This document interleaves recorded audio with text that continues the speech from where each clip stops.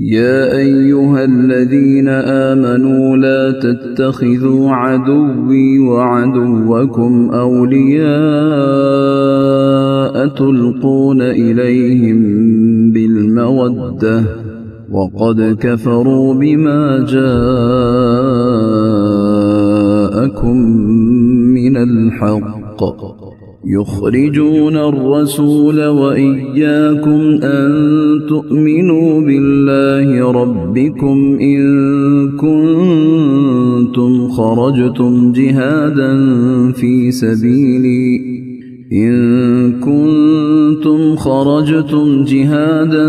في سبيلي وابتغاء مرضاتي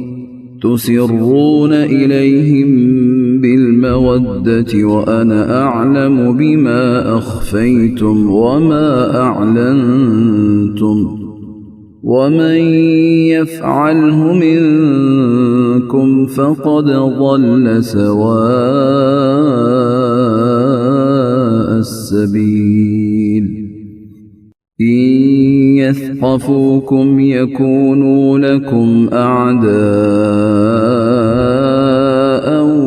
ويبسطوا إليكم أيديهم وألسنتهم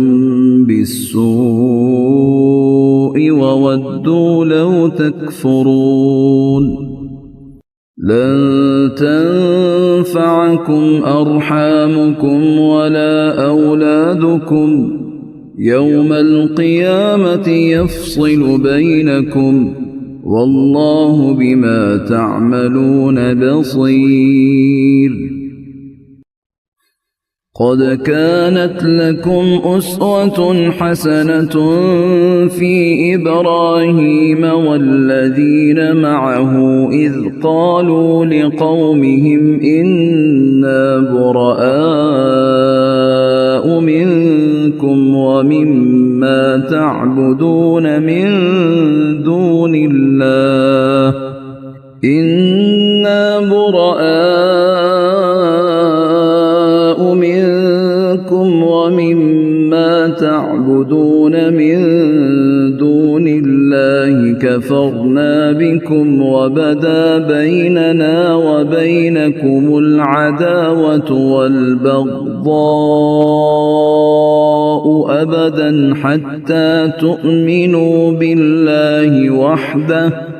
حتى تؤمنوا بالله وحده إلا قول إبراهيم لأبيه لأستغفرن لك وما أملك لك من الله من شيء ربنا عليك توكلنا وإليك أنبنا وإليك المصير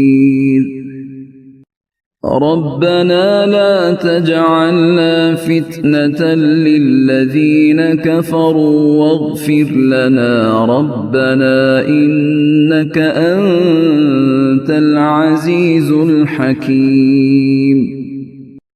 لقد كان لكم فيهم أسوة حسنة لمن كان يرجو الله واليوم الآخر ومن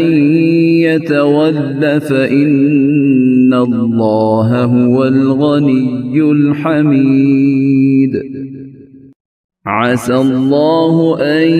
يجعل بينكم وبين الذين عاديتم منهم مودة والله قدير والله غفور رحيم لا ينهاكم الله عن الذين لم يقاتلوكم في الدين ولم يخرجوكم من دياركم أن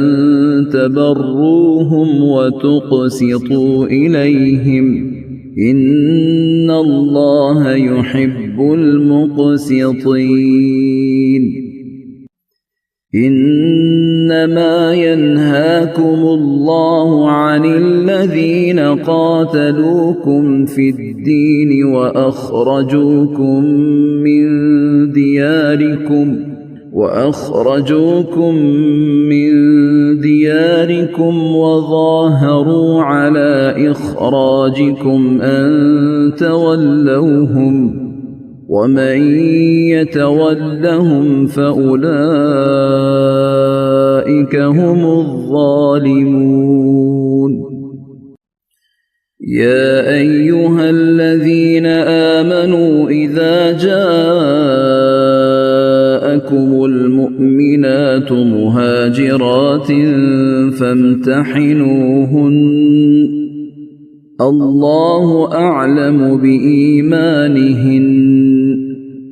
فإن علمتموهن مؤمنات فلا ترجعوهن إلى الكفار لا هن حل لهم ولا هم يحلون لهن وآتوهم ما أنفقوا ولا جناح عليكم أن تنكحوهن إذا آتيتموهن أجورهن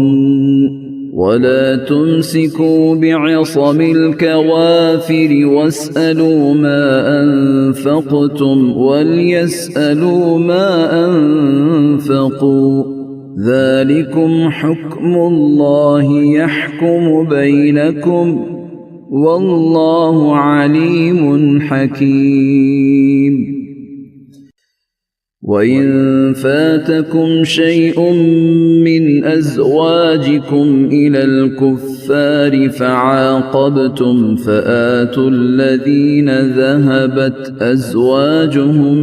مثل ما أنفقوا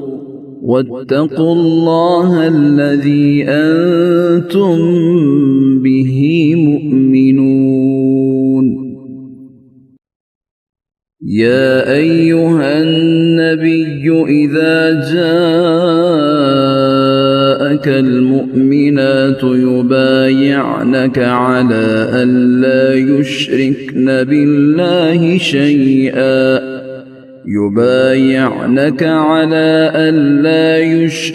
بالله شيئا ولا يسرقن ولا يزنين ولا يقتلن أولادهن ولا يأتين ببهتان يفترينه بين أيديهن وأرجلهن ولا يعصينك في معروف فبايعهن واستغفر لهن الله إن الله غفور رحيم يا أيها الذين آمنوا لا تتولوا قوما غضب الله عليهم قد يئسوا من الآخرة كما يئس الكفار من أصحاب القبور